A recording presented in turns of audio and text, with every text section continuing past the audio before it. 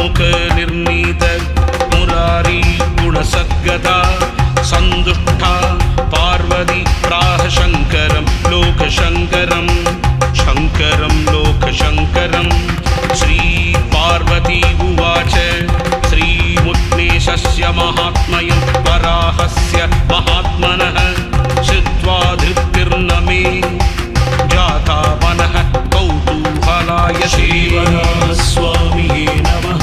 श्रोतुं दत्तेव माहात्म्यं तस्मात् वर्णय मे पुनः। श्रीशङ्कर उवाच शृणुदेवि प्रवक्ष्यामि श्रीमुष्णेशस्य वैभवं यस्य श्रवणमात्रेण महापापैः प्रमुच्यते